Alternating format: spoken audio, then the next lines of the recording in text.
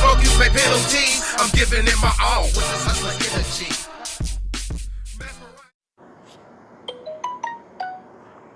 Welcome to another episode of West Coast Hot Shots. Today's episode, we'll be covering the truck that I started out with, my 2010 Dodge Ram 3500 Mega Cab. So, I wasn't really knowledgeable about what size bed I needed.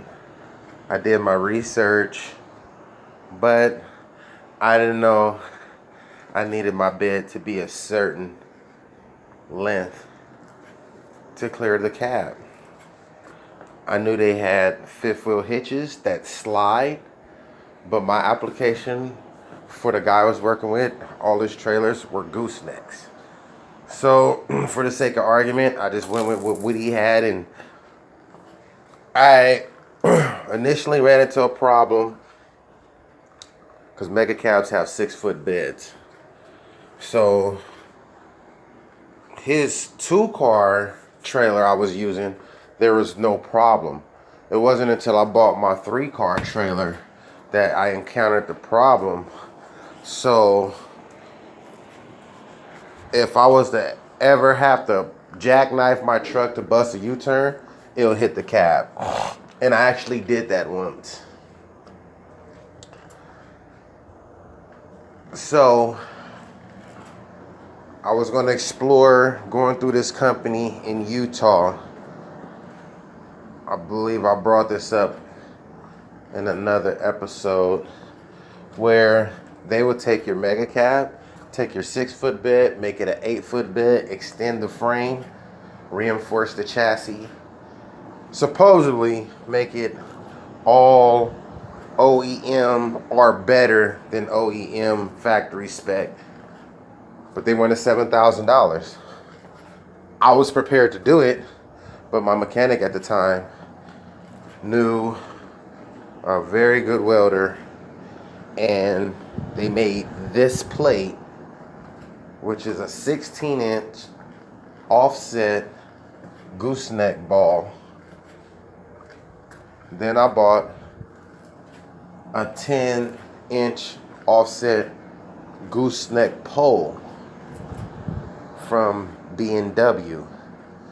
So I had 20 inches offset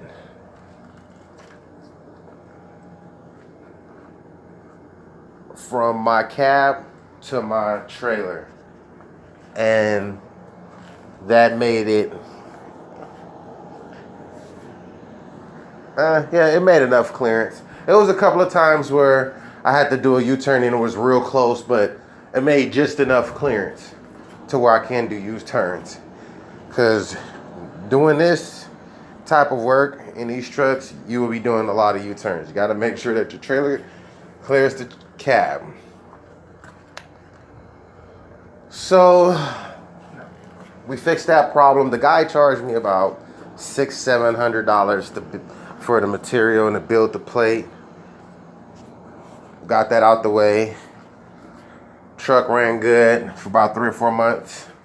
Then I ran into my first problem.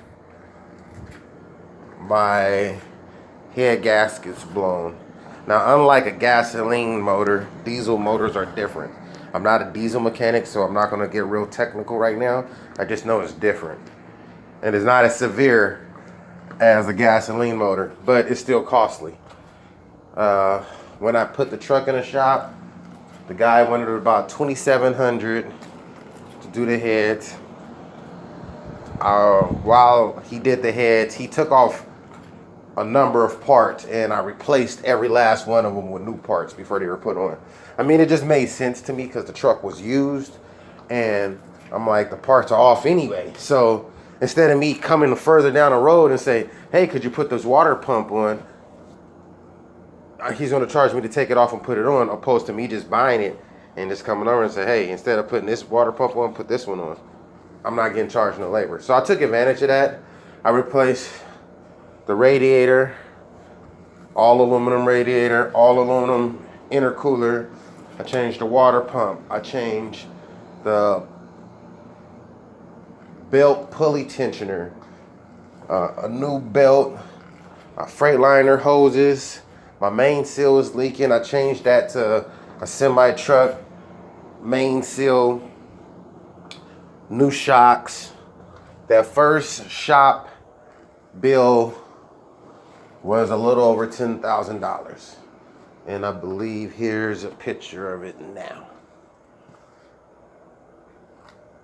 After that, in between, it was every month I took my truck to the shop just for preventable maintenance purposes. Have a mechanic go over everything, just make sure everything is running tip-top shape. So that's regular maintenance. There was other minor things in between that was coming up that cost $1,000, $1,500 here, $800 there, $600 here. And my next memorable breakdown, I was in California coming up the Cajon Pass, and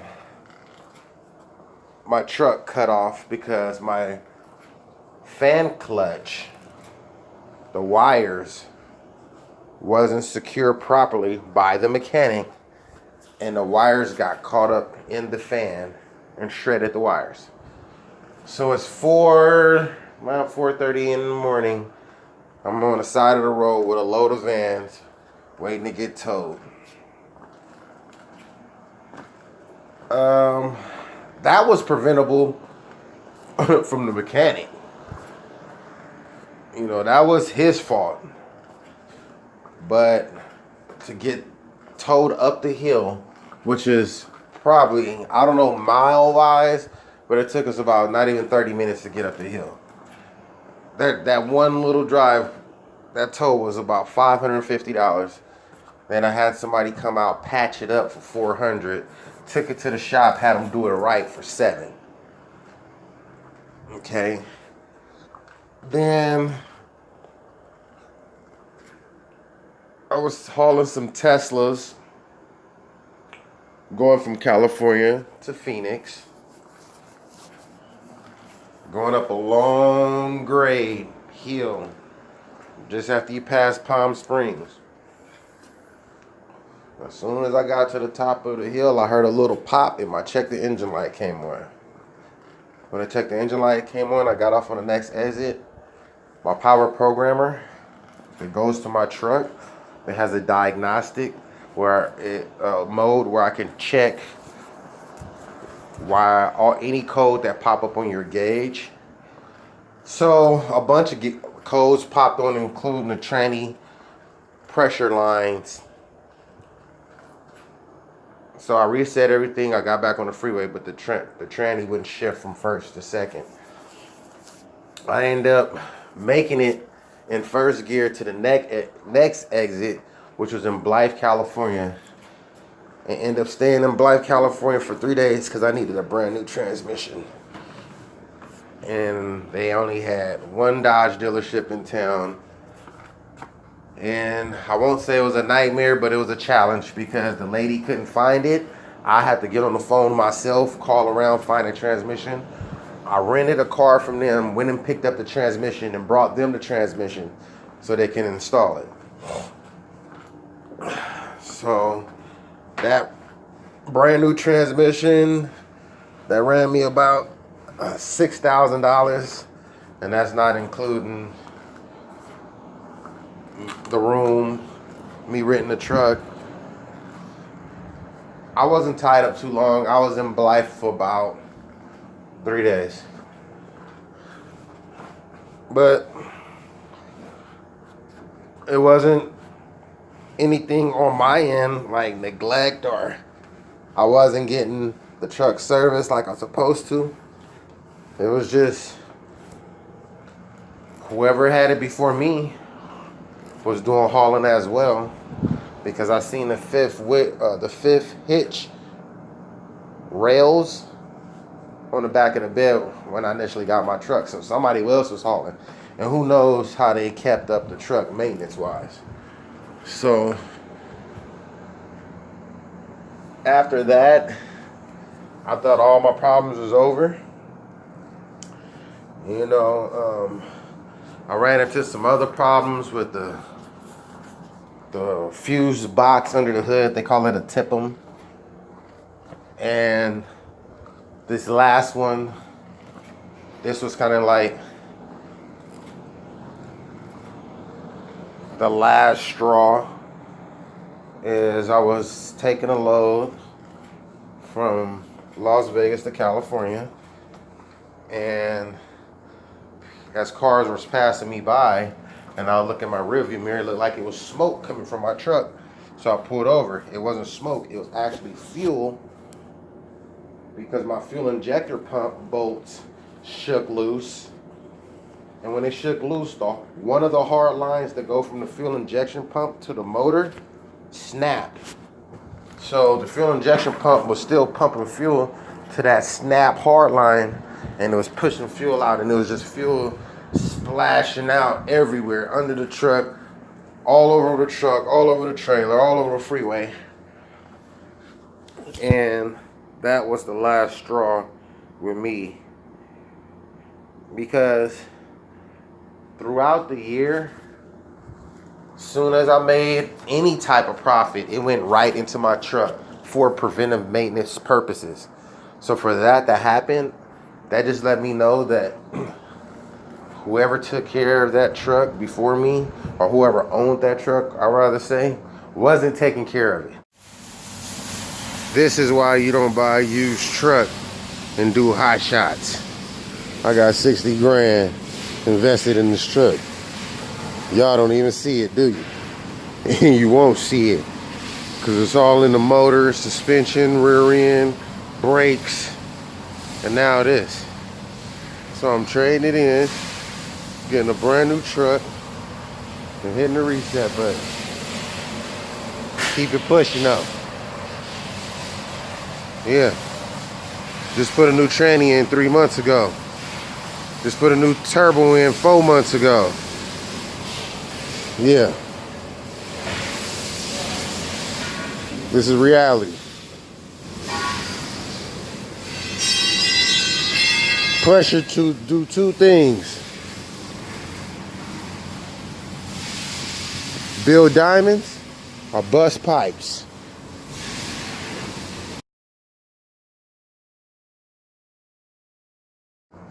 So I have a brand new 2018 Ram, Laramie Limited, with all the bells and whistles. Brand new. So now we're gonna see this Dodge live up to their name. Because every single mile I'm putting on this truck is with something behind that bed that weigh over 15,000 pounds. But that's what I was working with, that 2010 Dodge. I liked it because it was my first truck. It did get the job done. It was just a money pit.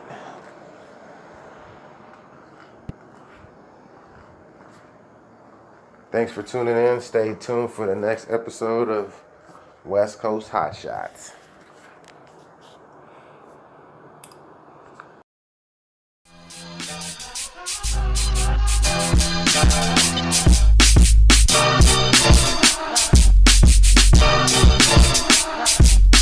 Mesmerizing memories of making G's consistently, continually. We own one, like if you go broke, you pay penalties. I'm giving it my all with this hustler's energy. Mesmerizing memories.